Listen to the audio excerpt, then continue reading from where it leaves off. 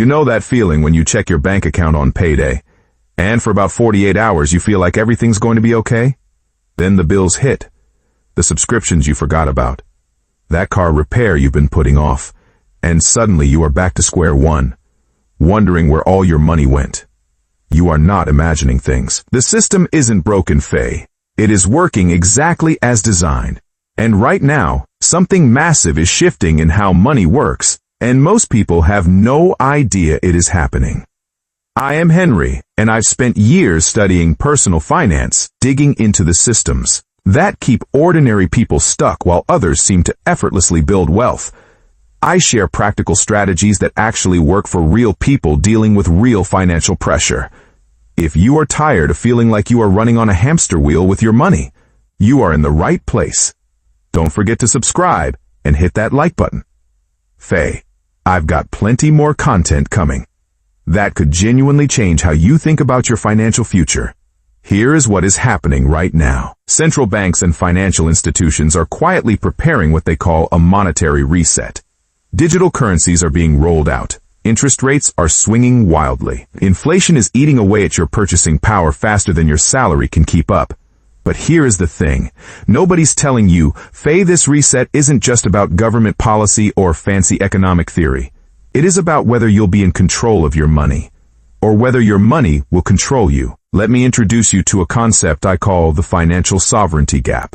It is the distance between where you are now and the point where you make financial decisions based on what you want, not what you can barely afford. Most people think this gap can only be closed by earning more money. That is partly true, but it is not the whole story. The real gap isn't in your income, Faye. It is in how the system is designed to keep your money flowing away from you faster. Then it comes in. Think about your bank account for a second. You probably think of it as a safe place where your money sits waiting for you to use it. But that is not what is really happening. Your bank takes your money and lends it out to other people at higher interest rates. They pay you maybe 0.5% interest on your savings if you are lucky. Then turn around and charge someone else 7% for a car loan or 20% on a credit card. Your money is working hard, Faye, just not for you. Let me give you a real example. Sarah is a 32-year-old marketing manager making $65,000 a year. She keeps about $5,000 in her checking account for daily expenses and emergencies. At 0.5% interest, that earns her $25 a year. Meanwhile, her bank uses that money as part of their lending pool. They're making hundreds of dollars off her deposit while she gets barely enough to buy a pizza. Over 10 years, she has essentially donated thousands of dollars in potential earnings to her bank. She is not doing anything wrong. Faye, the system is just built this way. Now compare that to James, who makes the same salary but understands this game. He keeps only $1,000 in checking for immediate bills and moves the rest into a high-yield savings account earning 4.5%. That is $180 a year on the same $4,000. Not life-changing money, but here is where it gets interesting. James takes it further. He automates $500 a month into a diversified index fund averaging 8% annual returns. After 10 years, Sarah still has roughly the same $5,000 in checking, minus whatever emergencies came up. James has built up over $91,000, same income. Different understanding of how money actually works. Here is another example that hits closer to home for most people. Think about your car. The average American spends about $9,000 a year on car payments, insurance, gas, and maintenance. That is $750 a month. Most people see this as just a necessary expense. But let's run the numbers differently. If you bought a reliable used car for $12,000, instead of financing a new one for $35,000, you'd save about $400 a month in payments alone. Invest that $400 monthly at a modest 7% return. And in 20 years, you'd have over $200,000. That is not even accounting for the lower insurance costs on a used vehicle. I can already hear what you are thinking. Henry, I don't have extra money to invest. I am barely making it through the month. I get it.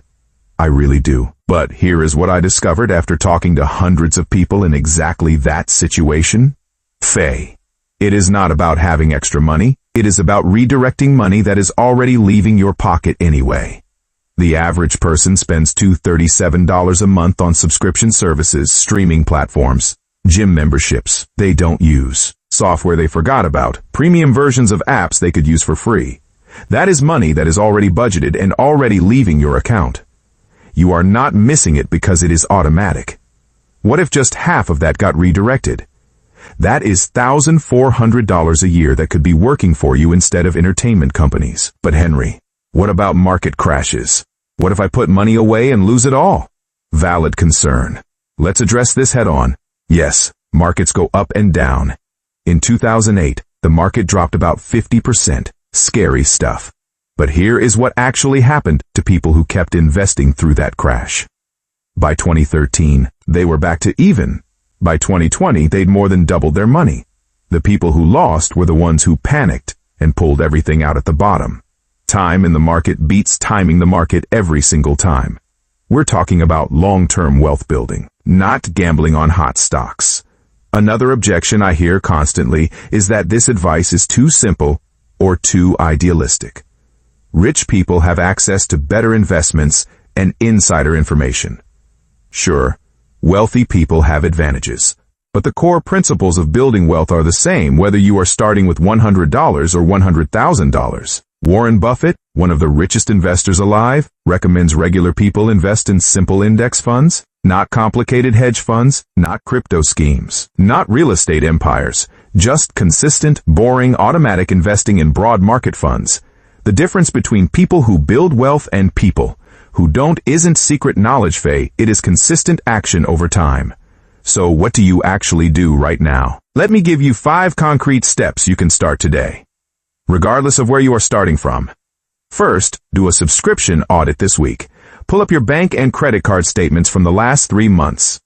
Highlight every recurring charge, cancel anything you haven't actively used in the past month. This takes maybe an hour and could free up $50 to $150 a month immediately.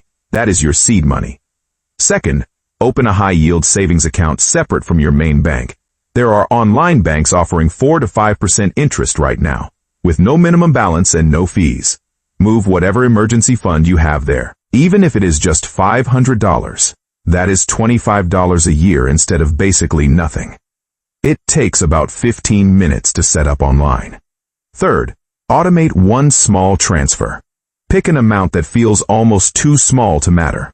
Maybe it is $25. Maybe it is $50. Set up an automatic transfer from your checking to your high-yield savings the day after you get paid.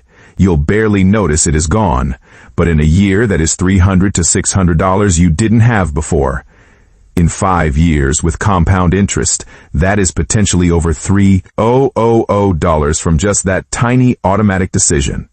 Fourth, if your employer offers a 401k match, contribute at least enough to get the full match. This is literally free money. If your company matches 3% and you are not contributing, you are giving up 3% of your salary for no reason. On a $50,000 salary, that is $1,500 a year you are leaving on the table. If you can't afford the full match right now, start with 1%. Then increase it by 1% every few months. You'll adjust to the slightly smaller paycheck faster than you think. Fifth, educate yourself for 15 minutes a day. Read one article about personal finance. Watch one educational video. Listen to a podcast on your commute. The financial industry counts on you staying confused and overwhelmed. Knowledge is the only way to close that financial sovereignty gap. You don't need to become an expert overnight. You just need to know more next month than you do today. Here is the truth about this monetary reset that is coming. Governments and banks are going to keep changing the rules. Digital currencies might replace cash. Interest rates will keep bouncing around. Inflation will probably stay higher than it has been in decades. You can't control any of that. But you can control whether you are playing defense or offense with your own money.